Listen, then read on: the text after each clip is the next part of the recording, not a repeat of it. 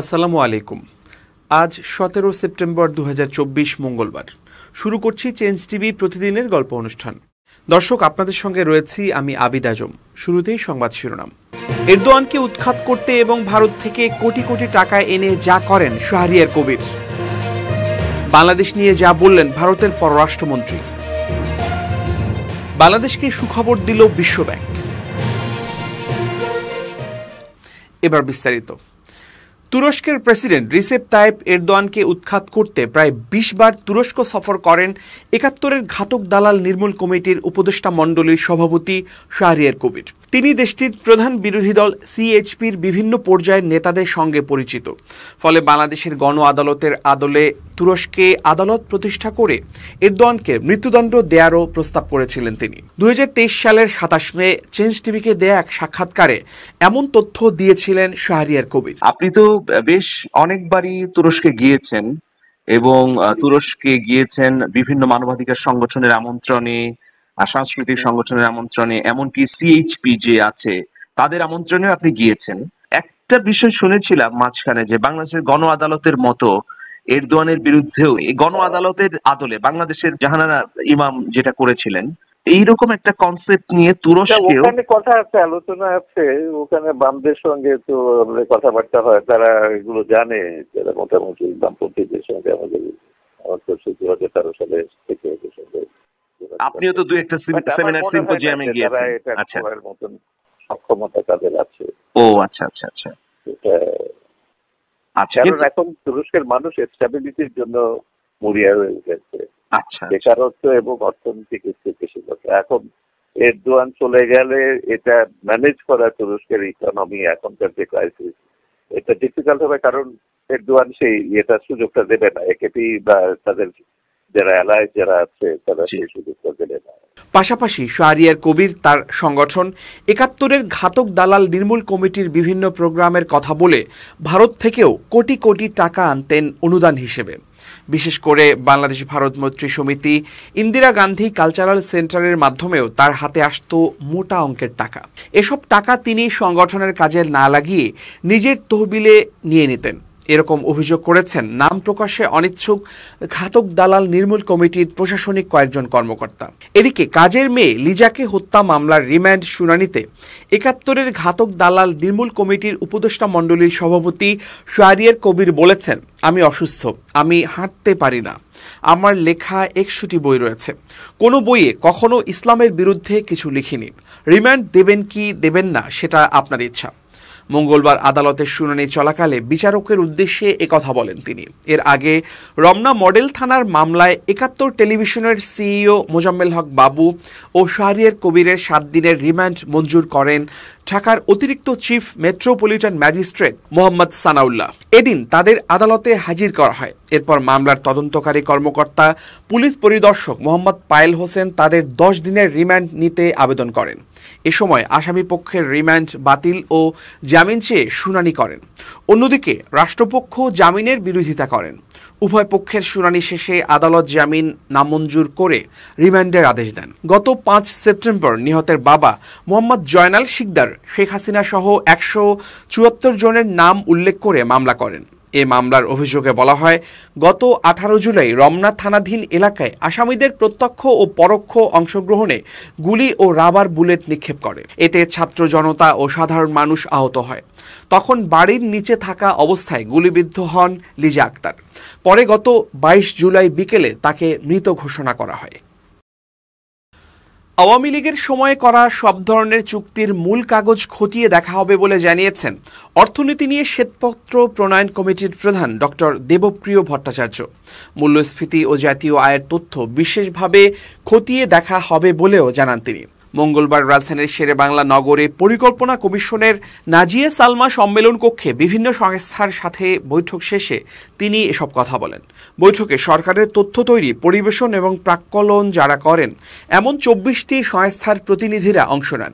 এ সময় শ্বেতপত্র প্রণয়ন কমিটির সদস্য ডক্টর মোস্তাফিজুর রহমান, ডক্টর সেলিম রায়হান সহ অন্যরা উপস্থিত ছিলেন। সংস্থাগুলোর মধ্যে বিবিএস, বিআইডিএস, এনবিআর, বিডা, বেজা, বিসিক, কৃষি মন্ত্রণালয় সহ বিভিন্ন সংস্থার প্রতিনিধিরা ছিলেন। ডক্টর দেবপ্রিয় ভট্টাচার্য বলেন, জিডিপি, জাতীয় আয়, মূল্যস্ফীতি এবং এডিপির প্রাক্কলন করা হয় এগুলোর বস্তুগত ভিত্তিতে, যা অত্যন্ত দুর্বল। এগুলো কিভাবে হয় এসব বিষয়ে খতিয়ে দেখা হবে। এজন্য আমরা আলাদাভাবে বিবিএস এর সাথে বসব। ডক্টর দেবপ্রিয় বলেন, রাজনৈতিক চাপে সরকারি কর্মকর্তারা সঠিক তথ্য দিতে অসহায় ছিলেন, পারতেন না। ফলে তারা বাধ্য হয়েই যে কোনো সরকারি প্রাক্কলন করতেন। যারা ভয়ে বা চাপে এতদিন সঠিক তথ্য দিতে পারেননি তাদের বলা হয়েছে এখন সময় এসেছে সেই সুযোগ কাজে লাগান। তিনি আরও বলেন, এতদিন আওয়ামী লীগের সময় করা সব ধরনের চুক্তি, জ্বালানি সহ বিভিন্ন বিষয়ে সেসব চুক্তি হয়েছে। সেগুলোর মূল চুক্তির কাগজ চাওয়া হবে এবং খতিয়ে দেখা হবে। এক প্রশ্নের জবাবে শ্বেতপত্র প্রণয়ন কমিটির প্রধান বলেন, আমাদের তৃতীয় সভা হবে, আমরা তথ্য উপাত্ত পেয়েছি।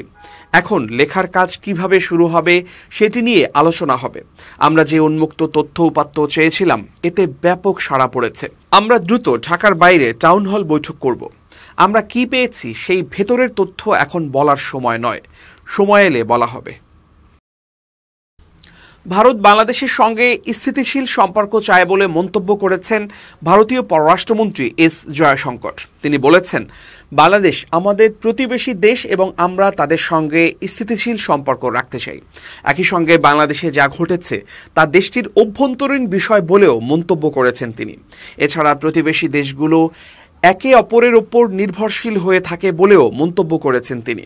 ভারতীয় সংবাদ মাধ্যম এনডিটিভিকে দেয়া এক সাক্ষাৎকারে এস জয়শঙ্কর এসব কথা বলেছেন বলে মঙ্গলবার এক প্রতিবেদনে জানিয়েছে সংবাদ মাধ্যমটি।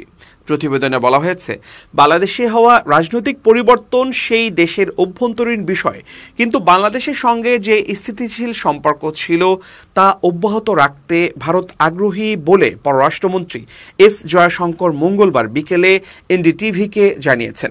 তিনি বহুল প্রচলিত সেই প্রবাদ বাক্যের ওপরই জোর দিয়ে বলেন, প্রতিবেশী দেশগুলো একে অপরের ওপর নির্ভরশীল। এনডিটিভি বলছে, বিস্তৃত এই সাক্ষাৎকারে ইউক্রেনের বিরুদ্ধে রাশিয়ার চলমান যুদ্ধ এবং সেই সংঘাতে দিল্লির সম্ভাব্য শান্তিরক্ষাকারী ভূমিকা, সেই সাথে ভারতে মুসলিমদের দুর্দশা নিয়ে ইরানের সর্বোচ্চ নেতা আয়াতুল্লাহ আলী খামেনির সমালোচনামূলক মন্তব্য, গাজা যুদ্ধ এবং তৃতীয় মেয়াদে প্রথম 100 দিনের মধ্যে প্রধানমন্ত্রী হিসেবে নরেন্দ্র মোদীর বিদেশ সফরের বিষয়ে কথা বলেন এস জয়শঙ্কর। বাংলাদেশ ইস্যুতে ভারতের এই পররাষ্ট্রমন্ত্রী বলেন, বাংলাদেশে যা ঘটছে তা তাদের অভ্যন্তরীণ বিষয়। বাংলাদেশ আমাদের প্রতিবেশী দেশ এবং আমাদের পক্ষ থেকে আমরা বাংলাদেশের সঙ্গে স্থিতিশীল সম্পর্ক রাখতে চাই।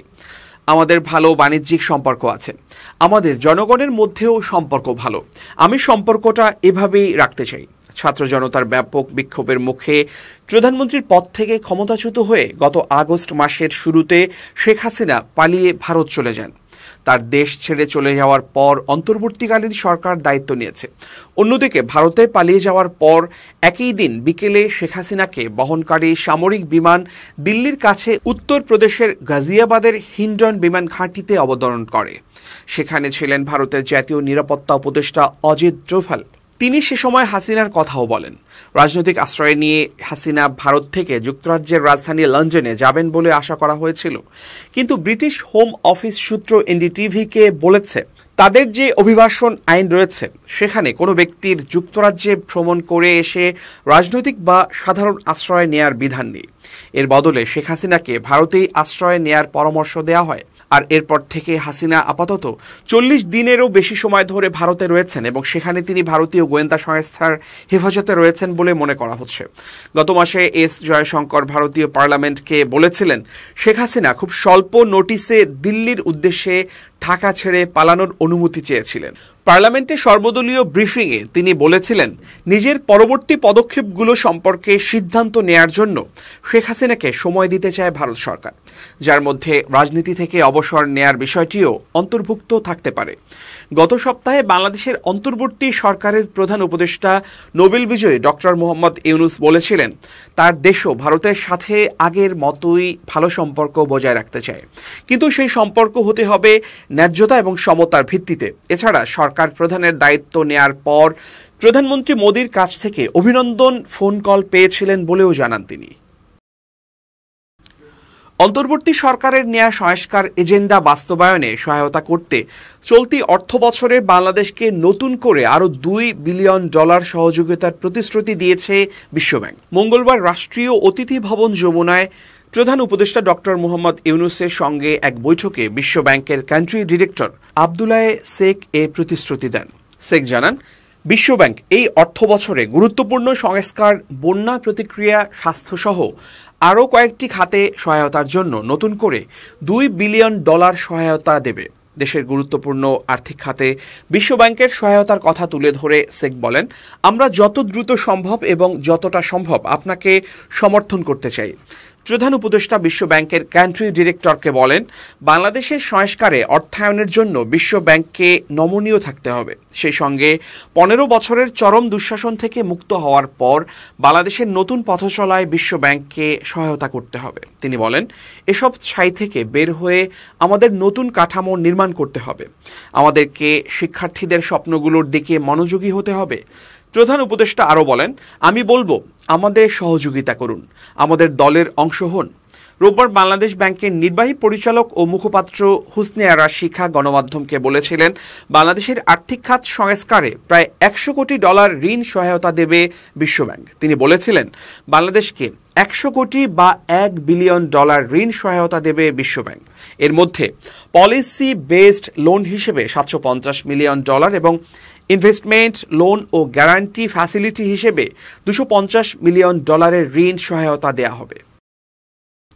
বিএনপির যুগ্ম মহাসচিব হাবিবুন নবী খান সোহেল বলেছেন, আমরা শেখ হাসিনাকে বহুবার বলেছি কেয়ারটেকার সরকার দেন। আমাদের দলের ভারপ্রাপ্ত চেয়ারম্যান তারেক রহমান বহুবার বলেছেন, কিন্তু তিনি আমাদের কথা শোনেননি। আমাদের কথা শুনলে এভাবে পালিয়ে যেতে হতো না। মঙ্গলবার বিকেলে বিএনপির সমাবেশে তিনি একথা বলেন। আন্তর্জাতিক গণতন্ত্র দিবস উপলক্ষে এই সমাবেশের আয়োজন করে বিএনপি। রাজধানীর নয়াপল্টনে বিএনপির কেন্দ্রীয় কার্যালয়ের সামনে অনুষ্ঠিত সমাবেশের প্রধান অতিথির বক্তব্য রাখেন দলের ভারপ্রাপ্ত চেয়ারম্যান তারেক রহমান। বিএনপির মহাসচিব মির্জা ফখরুল ইসলাম আলমগীরের সভাপতিত্বে সভা পরিচালনা করছেন বিএনপির প্রচার সম্পাদক সুলতান সালাউদ্দিন টুকু। ঢাকা মহানগর উত্তর বিএনপির সদস্য সচিব আমিনুল হক ও ঢাকা মহানগর দক্ষিণের সদস্য সচিব তানভীর আহমেদ রবিন। হাবিবুন নবী খান সোহেল বলেন, দলের সকল নেতাকর্মীদের ফেলে পালালেন, যেন চাচা আপন প্রাণ বাঁচা।